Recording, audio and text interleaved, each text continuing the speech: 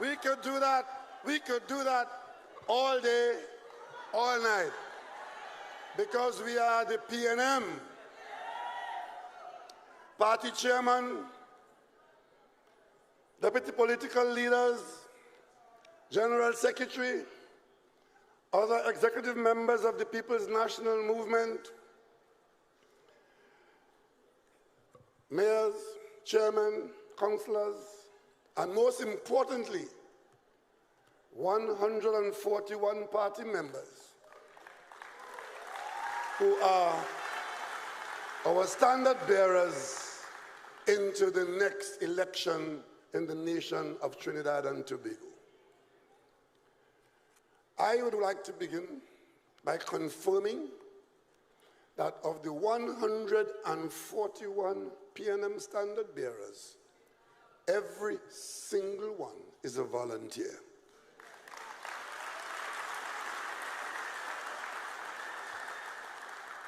We have offered no one an inducement. We have paid no one a fee. And most importantly, we have made no one a promise.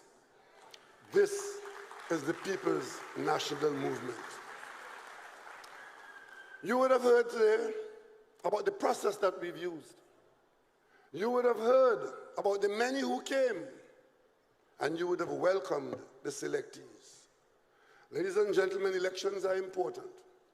Elections have consequences, and the people of Trinidad and Tobago know that more than any other.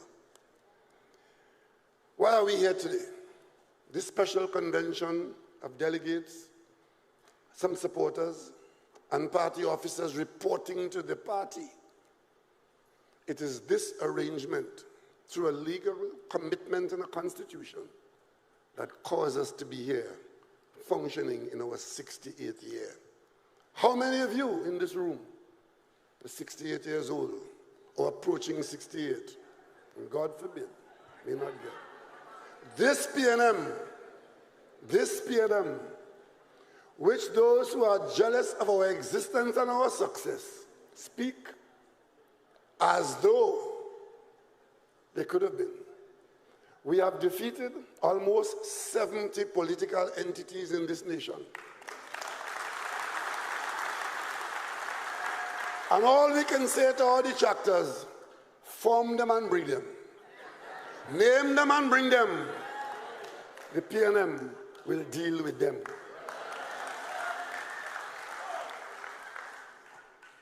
We have been on this assignment of wanting to modernize local government. I served in a party, in a parliament, with a very distinguished local senior councillor, a fellow called Gerard Furness-Smith. He was one of the better parliamentarians I learned from. I learned how to do a number of things in the parliament from Gerard Furness-Smith.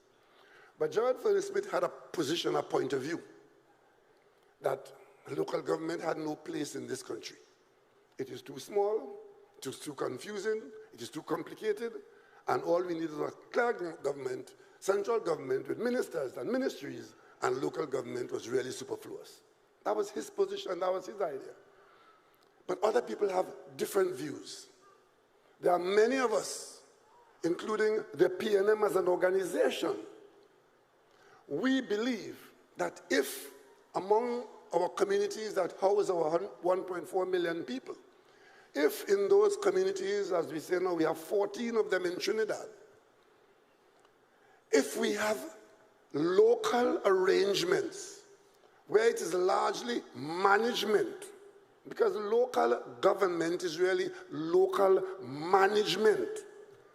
Everywhere you live today in this compound, you've come from all over Trinidad.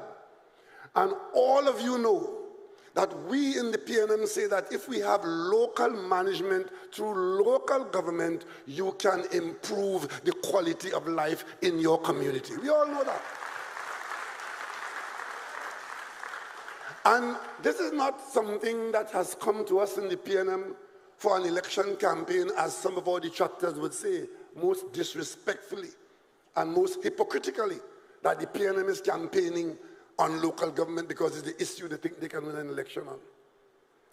I'm doing this because I'm continuing a journey and keeping a commitment that this party has made to this country a long time ago. It took us a long time to get to a point like this, where the singular issue in a local government election is whether you support local government or whether you oppose local government reform. It's as simple as that. Distilled right down to that. I know there are those who want to talk about an IMF program, Petro-Chin, crime, Tobago separation. All of these are topics we can talk about for the rest of our lives as long as they exist. I've seen the document put out by those who've been misbehaving for the last 3 years, but an election has come and they put out a print. And the print is that they now have a paper to put out. And on it, it says that, oh, the others have only been bad talking people, talking about themselves. Have no plan, talking about themselves. Have no program, talking about themselves. Disturbing the country's unity, talking about themselves. They're putting that out now as an election campaign only for the season. By the 15th of August, they will figure that done. But we have not forgotten them. But since that is their campaign, that this local government reform which the country is being asked to take a stand on, I want to confirm to the country that the PNM does not act in a Vicky-Vi manner. You heard here today on a number of occasions how many things we've done, what we've been committed to. But let me tell you about local government. When we set about in a PNM era, under PNM administration, to do something about modernizing local government. I'm sure when I came up with this set of documents, you all thought I'd come here to talk about these. If I start to talk about these, the contents of these, you'll be here until tomorrow morning. But I brought them to convince those who talk and write that they exist. These are the documents that brought us here to be campaigning on support local government or vote against local government reform. Let me just quickly go through them for you. I brought these from my library.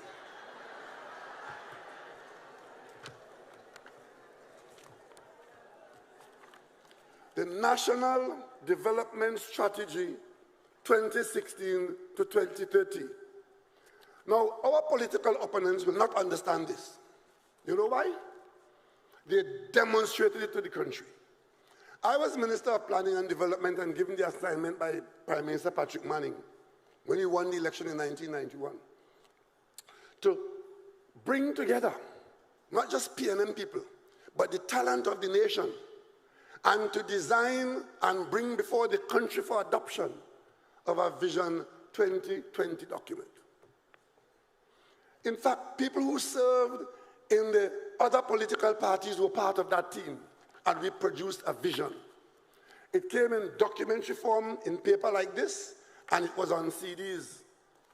For anybody who wanted to read, anybody who wanted to research, anybody who wanted to talk, it was all there.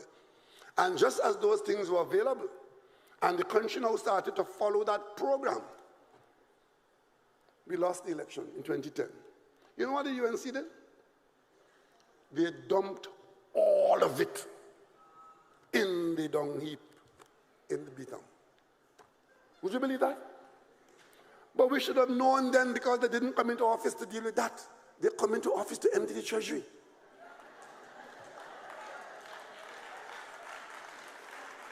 I was in Balize House when a call came from down in the ministry, and one of the clerks in Balize House took the call, and the person said, all you come down for all your thing because we're throwing it away.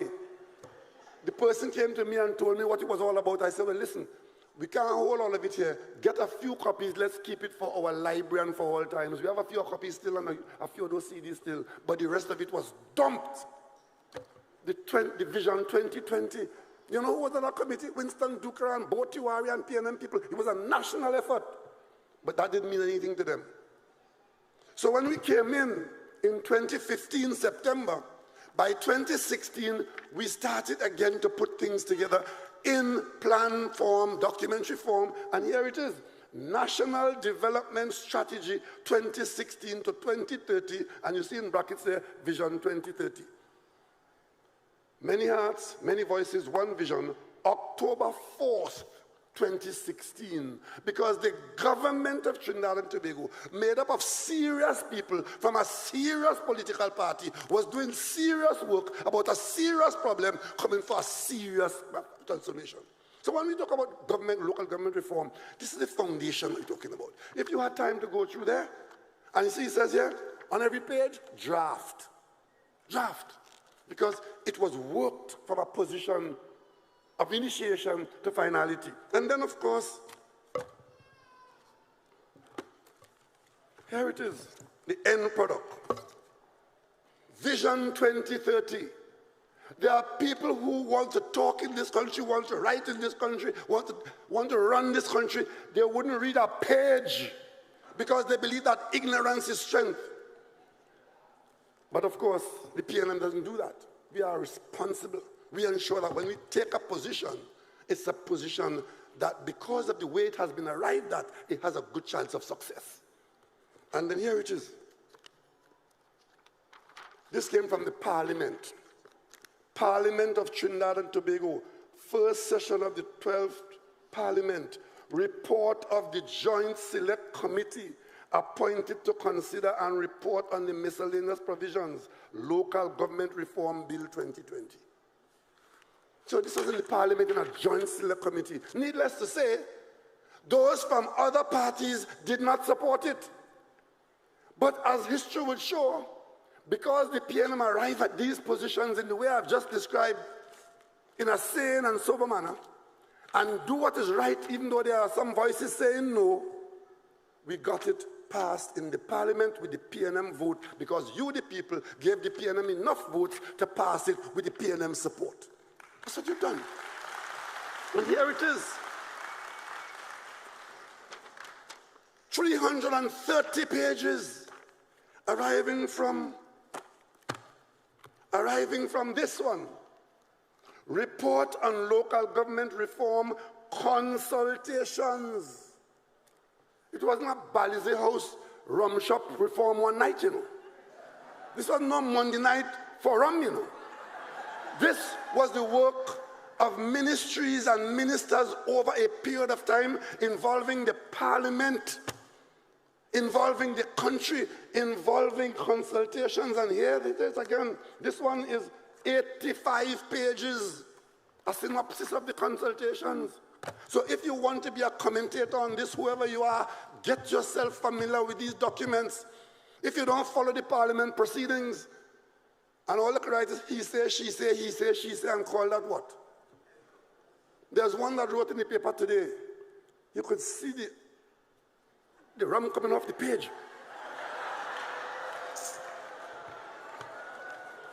So I brought them to show you and to tell you and to tell all of them that local government reform in Trinidad and Tobago being campaigned upon by the PNM in front saying, yes, let's do this. As Isasha says on the song, let's do this. Local government reform time has come because we have worked. Patrick Manning, Hazel Manning, Frankie Khan, Kazim Hussein, these are all ministers who worked on this. And today, as we were moving slowly towards a transition to it, we were hustled into the election. By the way, tomorrow is nomination day. And there will be weeping and gnashing of teeth.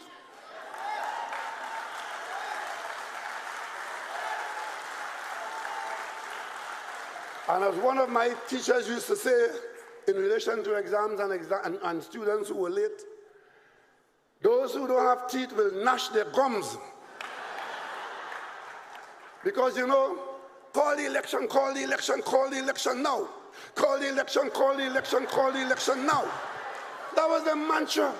Because while the PNM was doing this work and preparing the country for this decision, they were only interested in election and office.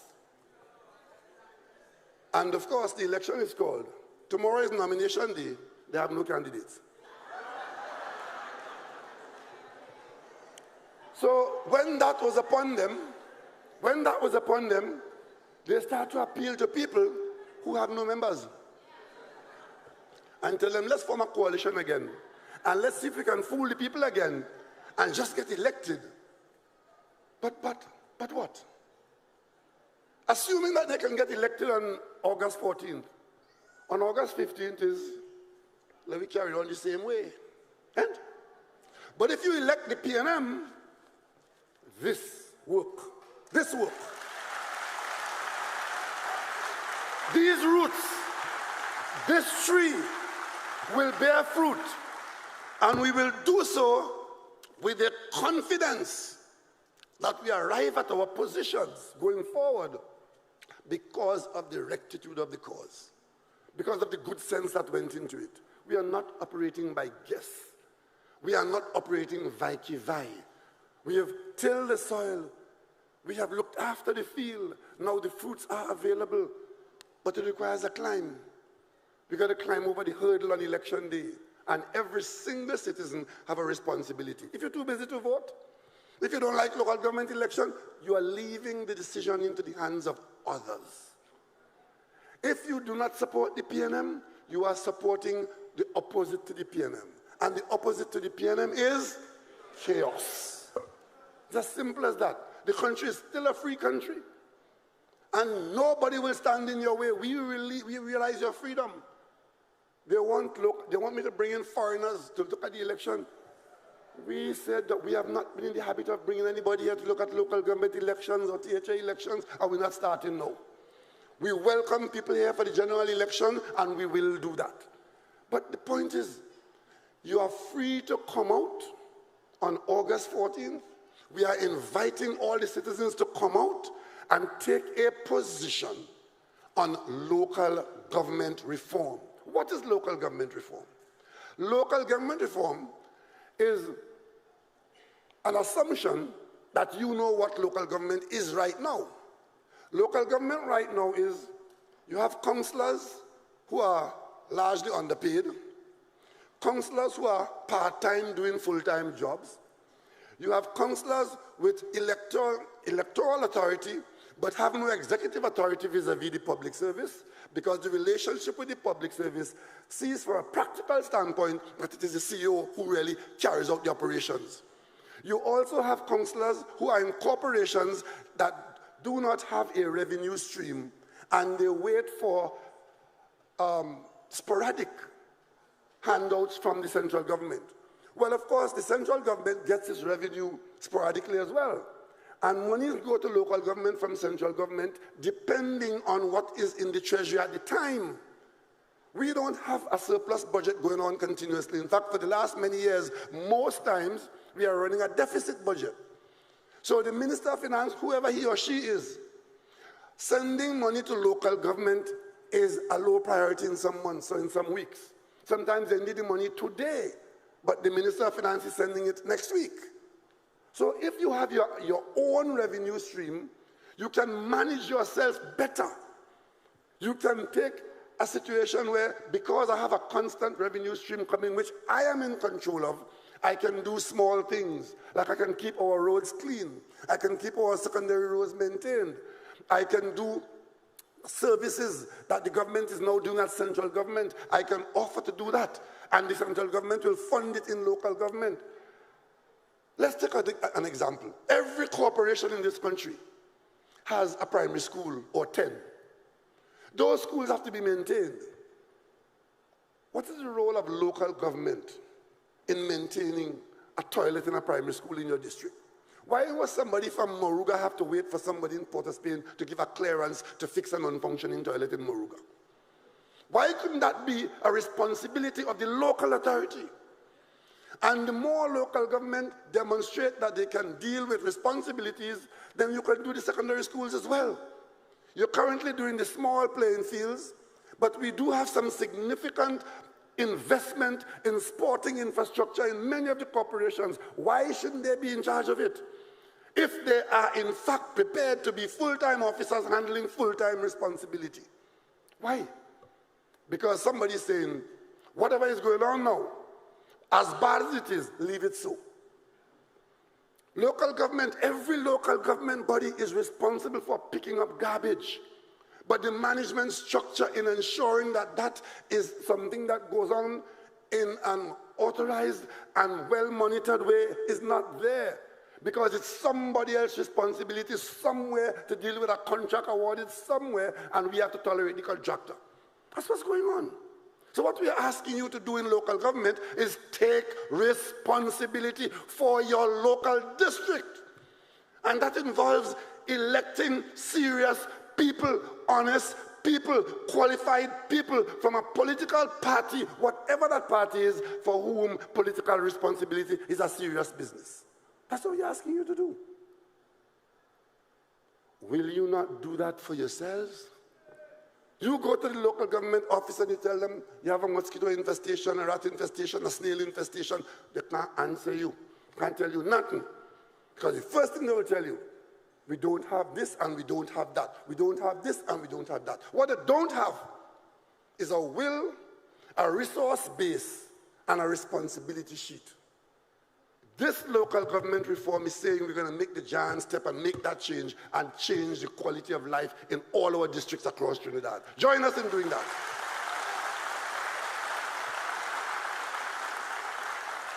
And while there were many people for whom local government election is a nuisance, I want to invite you all today, if you are a responsible citizen, to treat this local government election as a different one because something big is on the table.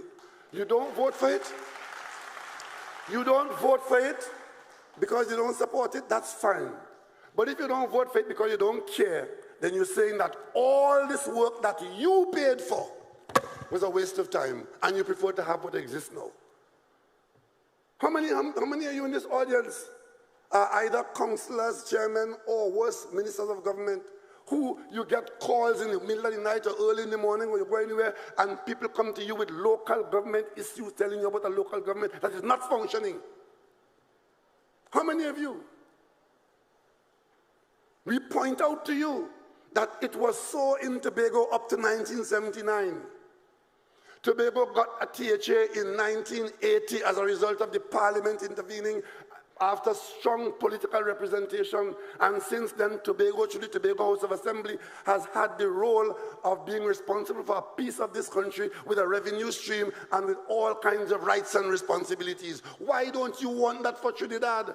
It's 40 years now we've been saying though, and when that was passed in the parliament, Dr. Williams himself said to the country, as the PNM signed off on that bill that created the THA in 1980, he said, we are going to do this in Tobago, and we see how it works, and then, if we are satisfied as we expect to be, we will bring the model to Trinidad. That was 1980. It is now 2023.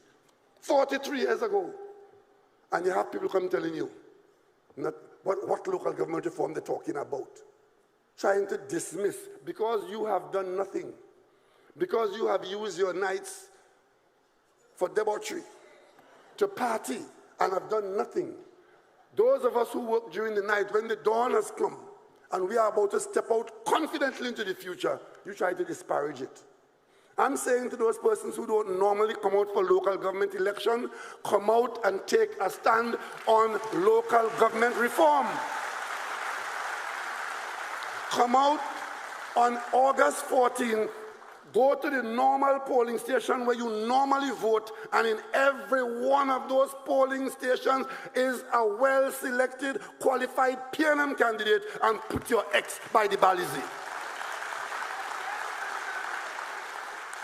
If you have never voted for the PNM before, for all kinds of good reasons according to yourself, on this occasion, let's find common ground, hold our hands together, and change local government in Trinidad. Let's do that. You see, I have no fear about leading the cabinet that I lead into taking this decision, because I know it was arrived at after a sound approach. The consultations put meat on the bones, put an understanding to the issue. But let me take you down memory lane to comfort anybody in this country. in this country, not only here at Napa, I want to comfort anybody in this country who believes that the PNM only makes major decisions when it is popular. Sometimes we make decisions when there's a minority loudly opposing it for all kinds of reasons. Where do we start with that? Let me take you down memory lane of that. Let me start with Dr. Williams, our leader, party leader and country leader, being in the forefront of advancing federation in this region and speaking about a Caribbean nation. PNM was in the forefront of that. There were people in this Trinidad and Tobago, especially here in Trinidad, who wanted no part of that. And was very happy when it failed.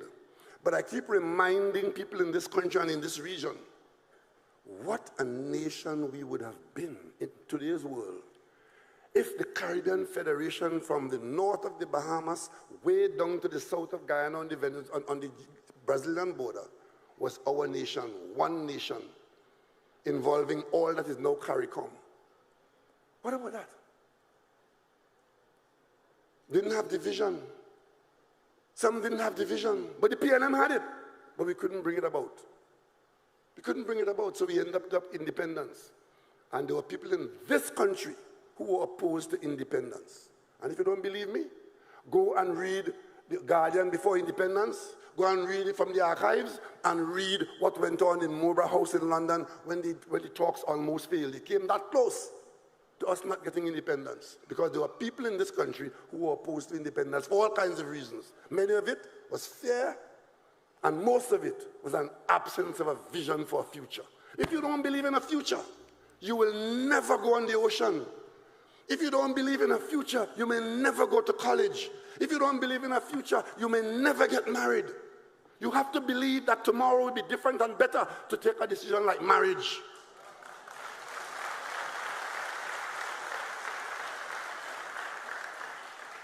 And then, of course, when the federation failed, we had to find something else, because that federation would have been a nation, border to border, all of us is one inside of it.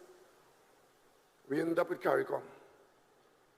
And I could tell you, next week, this nation, the one in which the Chaguaramas Declaration Treaty was signed, there will be a recreation of that moment 50 years later. Because 50 years ago, on July 4th, we decided to do the next best thing, having lost the Caribbean nation, to have CARICOM. And CARICOM has been there, and it's been a struggle. It has been a vision for some. It has been an annoyance to others, but it has been a benefit to all the people of the 13th district. All of it.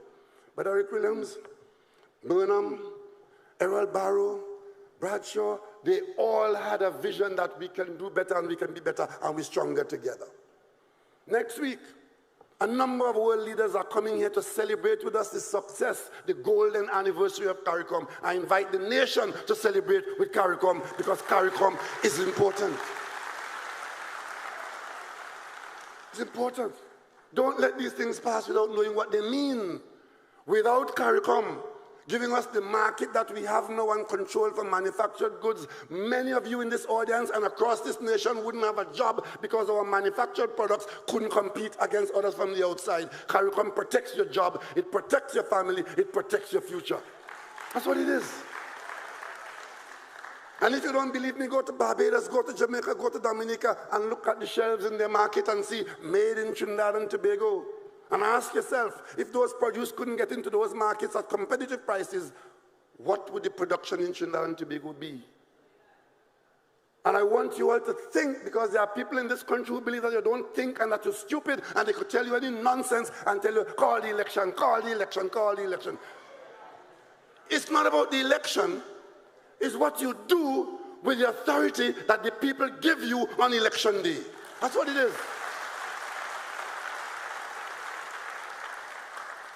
I am the first person in my family who went to high school. I have 5 brothers, all brighter than me. Not one of them set their foot in high school. I'm the last one. Dr. Williams and the PNM came just in time to provide free secondary education. And there were those who said he was crazy. That did not find widespread acclaim. There were those who said he was crazy. How you could pay for that? Huh? But before that, Dr. Williams said if there was no money, we got to find a way to get some money and use the money to develop ourselves. PAYE, pay as you earn. You earn a little bit, you pay $1. You earn a bit more, you pay $10. You earn a lot, you pay $100. PAYE. That gave this country a little pool of money. And Dr. Williams had a vision that that will grow as the country grows. And today, hardly anybody in this country makes an argument that PAYE is a bad system.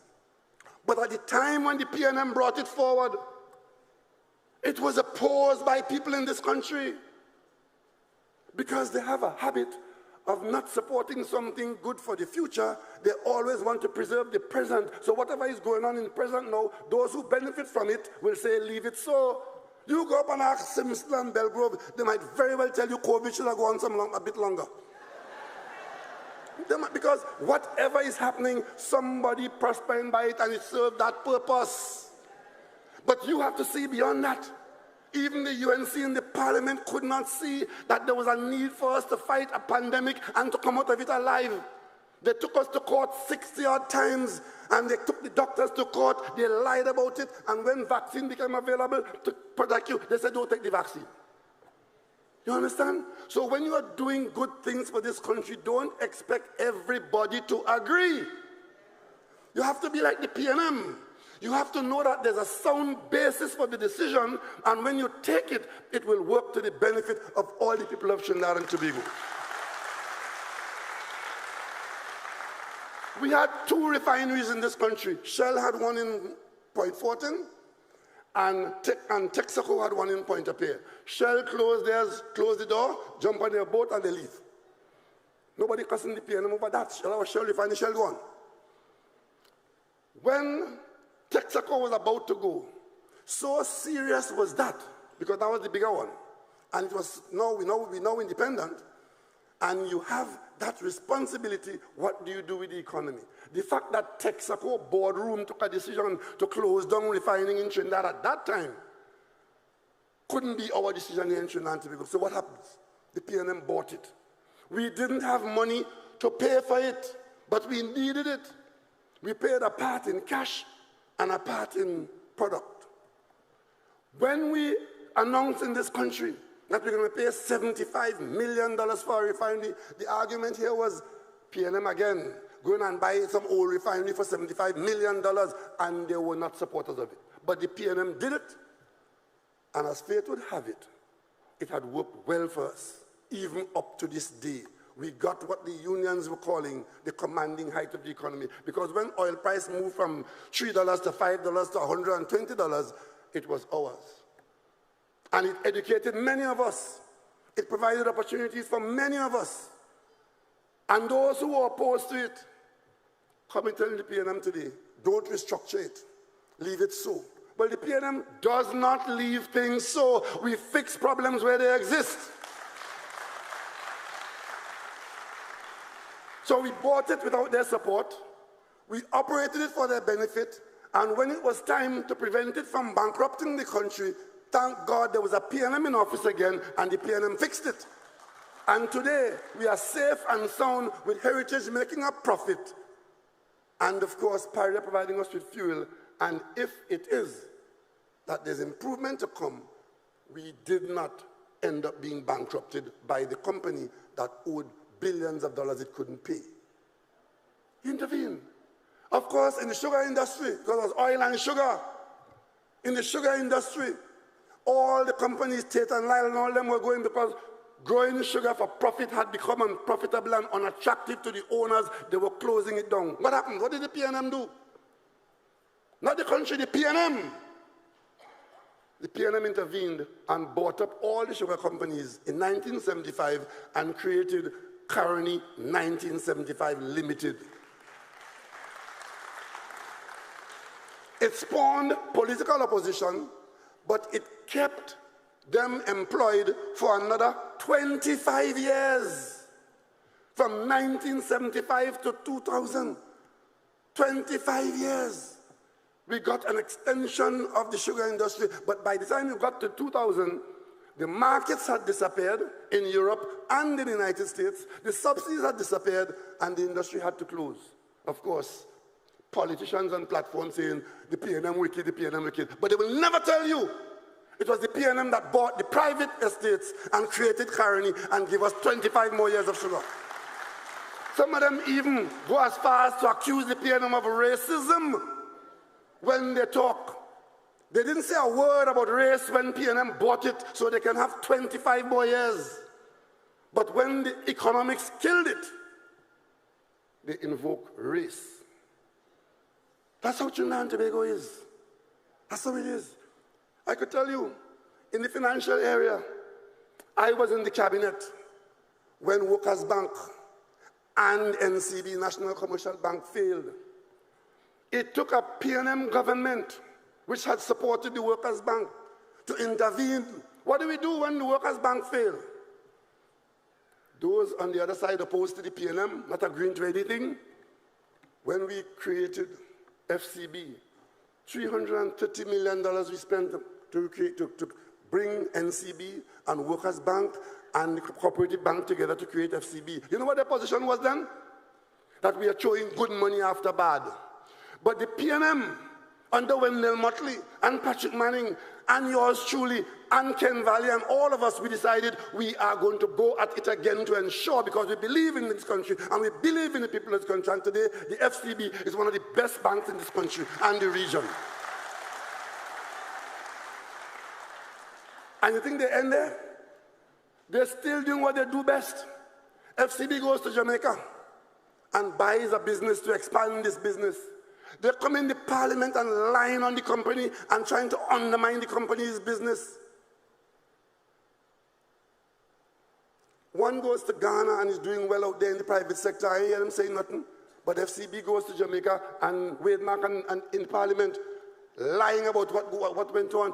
It's commercial business. And as for the unit trust, when that was to be formed, you think they lined up and say, yes, sir, do that? No, they were opposed to that too.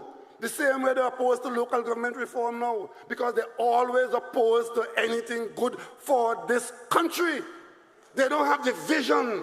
All they're concerned about is election day and winning election and going and abuse the authority that they have. That's what they're about. They could not support unit trust because some felt it would threaten their hegemony, it will threaten their comfort. Today, unit trust has over 700,000 accounts. It's the most widespread of people ownership in the country. And you know who fought and brought that to being in this country? The People's National Movement.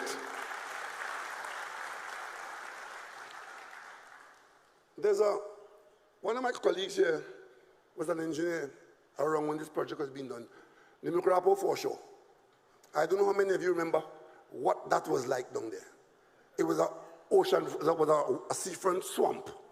All traffic used to go through St. James. And it was like going through hell every evening and every morning to pass through St. James. There was no other way around. If we build a road out to the sea, on the seafront, and link it to Wrightson Road, and bring it out down in Cocoa Reach, that will do. Take it for granted now. They opposed it. It had cost $30 million. And as far as they're concerned, that was a waste of time. I distinctly recall seeing an article in the papers, it is the most expensive mile of road in the world. But if you're building through swamp, you're building through mangrove, you have to do this drainage, you have to do all kind of fancy work to get the water from above to pass through the road to go into the sea. It must cost some money. Had we not built it then, today it will cost $3 billion, according to them. But at the time when it was built, it was the PNM that had to get it done. Otherwise, it wouldn't have been done. Today it's taken for granted. Taken for granted. And of course, in Tobago, the Claude Noel Highway, the singular road in Tobago of any consequence, built to international standard.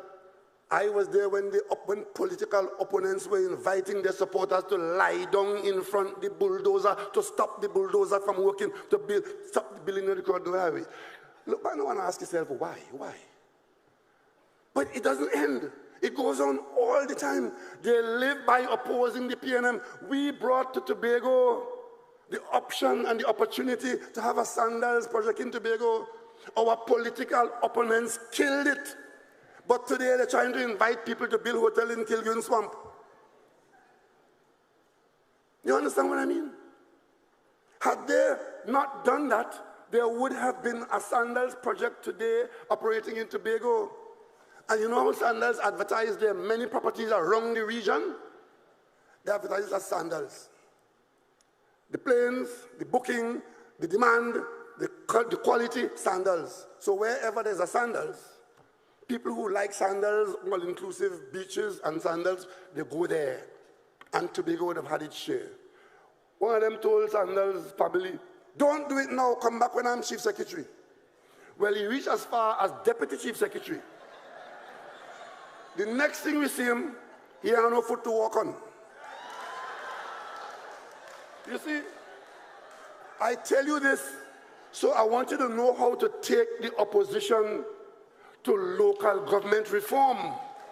They oppose everything because they believe if it comes to pass, the PNM will get the credit, and their singular objective is to defeat the PNM.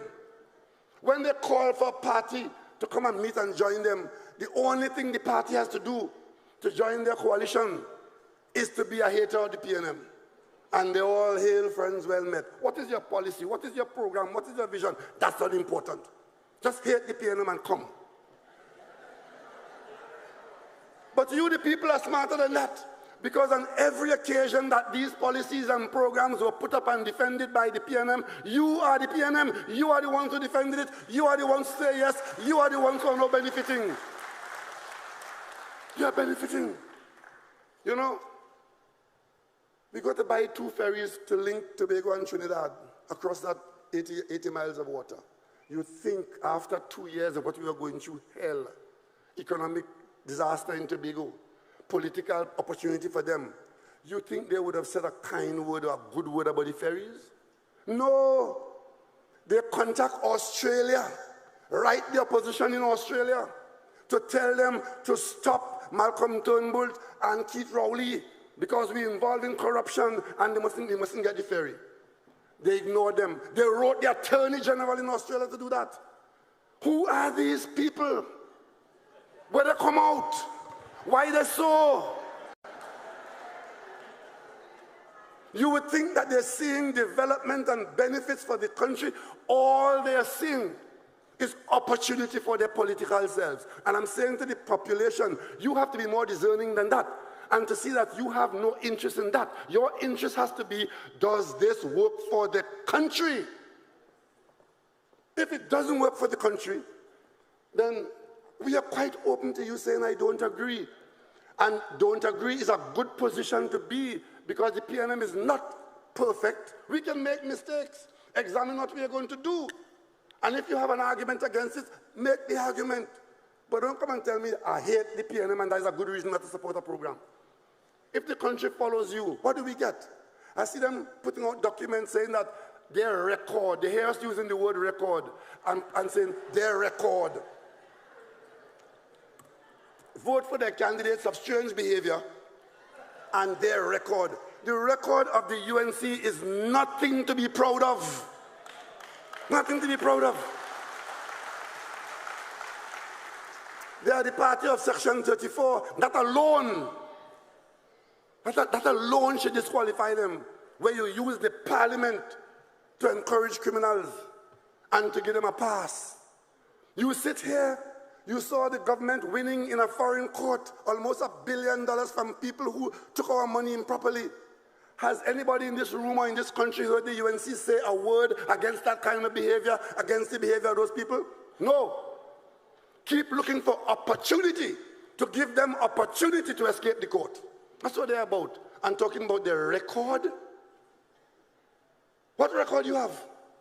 I can stay here today and point out all the big things PNM did in this country.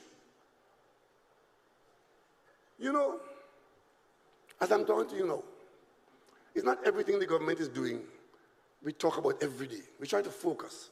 But one of the things we're doing right now is receiving and treating with an arbitration where the Chinese company that was going to build the aluminum smelter, which was stopped midstream, is now pressing its claim legally for $300 million US. They talk, and for us, $300 million US is plenty money.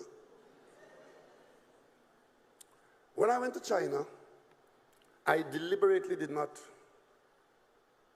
treat with this matter. And the Chinese authorities were gracious enough not to raise it during my visit. But now that the years have passed and we have not settled that claim, it is now a legal matter. And the lawyers, which don't come cheap, the lawyers are talking. We have serious exposure. It may not be 300 million, but it is certainly, at the end of the day, something substantial. It takes your government to deal with that. Not those who had the Drummond Summit to stop the project, even though the big power station was already built. We had surplus power built there and waiting. They stopped the project. Gone to court. The court didn't stop it. The court said the EMA must redo something with the CEC. And then the government changed. It is the government that stopped it. And you know who was in the government who was leading that charge? Kamala Prasad Bissessa, Anil Roberts, and a handful of people who don't mean this country well. That is why today we don't have an aluminium business. And when I keep talking about diversification, that was a major direction of diversification for this country. Moving away from oil and gas into aluminium and byproducts, even produced like pots and pans and motor car wheel and things. That's where we're going. They stopped that. Ask them what they did in the 5 years in government to replace it. They didn't even deal with the contractor and the fee. It now falls to my government to deal with that. The current Attorney General, he is dealing with that. A claim for hundreds of millions of US dollars because the contractor had done some work, had bought equipment, has liabilities which they could defend in the court. What is our position? The next time you see Kamala Prasad Bissessa and Wade Mark and the UNC, ask them what we should tell the contractor who they stopped down in La Brea, who is now demanding that they collect the money. And the same people are still around. It would have been bad enough if different people under the name UNC had come and we say, okay, this is a reincarnation. It's the same people. Today you look on this stage, I could tell you I sat down there this evening and I could not be more proud. I looked at the next generation of the PNM. You would have seen young people like you have not seen before. What you have not seen is their qualification. I sat with them for days and nights and examined them one by one. That is the best of Trinidad and Tobago available on a PNM platform on election day in a local government election. The others can't tell you that, can't show you that. I could tell you though, as the Americans are there trying to give us lessons on human trafficking and what to do and what not to do, that's for another day. Nobody in the PNM would have been on our screening committee if you were under suspicion of human trafficking. Nobody. So you could imagine, you go for screening in that party and that individual asking you questions and you're saying to yourself, what authorizes you to ask me anything about anything when I know you for what you are? That's what it is. You have to ask yourself sometimes, what will Trinidad and Tobago be without the People's National Movement?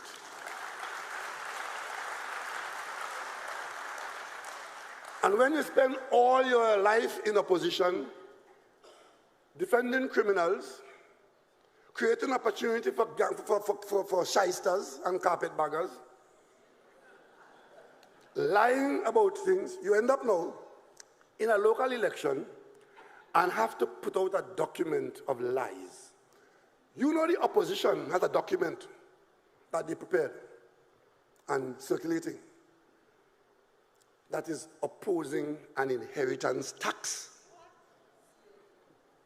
And I simply want to ask today Mrs. Kamala Prasad-Bissesa, who is the first person here talking about that, where in God's name did you get that from? A document? A statement? An intention?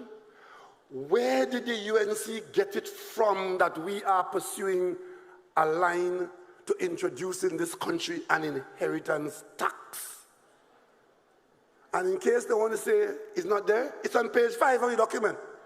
It's on page 5 of all the document. Putting that there to mislead the population that we are tax crazy and we are going to introduce an inheritance tax. So if you inherit your grandfather's property or your mother's house, you have to pay 25% of the value in taxes. So this trying to incite you against the PNM. It is a lie.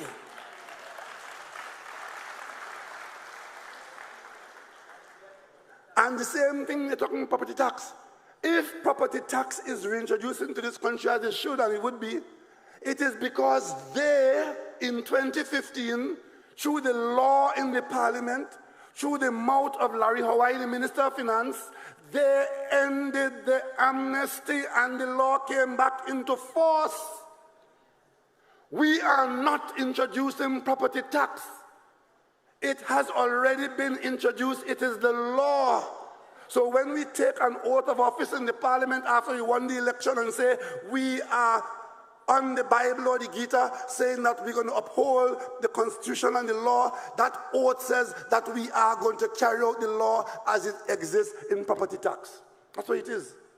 But these lying people trying to give you the impression that we are tax crazy and we are introducing new tax and creating tax like inheritance tax to thief your head. What they did, why the tax has not been collected so far, is that they went to court fighting the very same law that they said comes into force. And the court made a ruling that we should do a new tax rule. And that is what Minister Imbert and his team at the Ministry of Finance has been fighting with for the last few years, because it takes years to create a new rule. And you can't collect the tax unless half of the rule has been dealt with and valuations for half of the properties in the country. So they throw a spanner in the works, and then they're asking you, why the bicycle not going nowhere? After all these spokes bust out. But it's the lies I can't take, it's the lies, it's the lies, it's the lies. Public policy cannot be based on lies. You can disagree if you wish. You can advance opposition to it. You can advance alternative positions, but to lie and it tells us more about yourself than it tells about the policy. Ladies and gentlemen, where are we now? We are the day before nomination day. That is the day when 141 PNM and many others will go to the Election and Boundaries Commission and commit themselves legally as offering to represent you in the 141 districts. I have every confidence that most of those who came on here this afternoon as your candidate will be successful by getting the majority.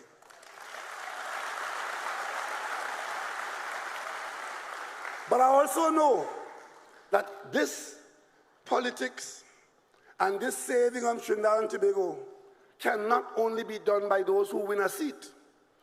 Every single person who came up and volunteered to be a candidate, from Ecclesville to Sandy Grande, from Diego Martin all the way to Cedros, every volunteer who came on this stage this evening is a winner because they decided to participate in the electoral process. And where the majority in their neighborhood is not of PNM support, if there is one voter in that district that wants to cast a vote for the PNM in support of the PNM policies, that is victory for that individual. That's how we see it. And that is what makes the PNM strong. That is what makes the PNM whole. I don't know if you saw what I saw this evening. I have been saying for a few years now, starting with the THA election 2 elections ago, saying to the population, we have invested enough in our young people, and we'll continue to invest more, as a matter of fact. But young people, come forward and take responsibility for this country. What you saw on the stage this evening is an answer to the people's national movement from the young people of Trinidad coming forward to take care of local government. And I have heard the preacher say, mine eyes have seen the glory of the Lord. I have seen on this stage this evening parliamentarians, and only time will identify them. It might very well be that somewhere on this stage this evening is a Prime Minister of Trinidad and Tobago. Time will bear that out. And I say that in the full confidence that the history of the PNM is of that nature. Because I too was an unknown name until the party brought me forward. Today we brought forward 141 volunteers. I want you to stand and give them a round of applause. Tell them you know them. Tell them they represent you. Tell them wherever they are, as long as they're wearing that red, as long as the symbol is the balize, as long as they say PNM, as long as they have come forward as they have done, the future of this country is secure. And it's secured not only on their deeds, but on our organization, with our constitution, and therefore we can say proudly and confidently, great is the PNM, great is the PNM, great is the PNM, and we shall prevail.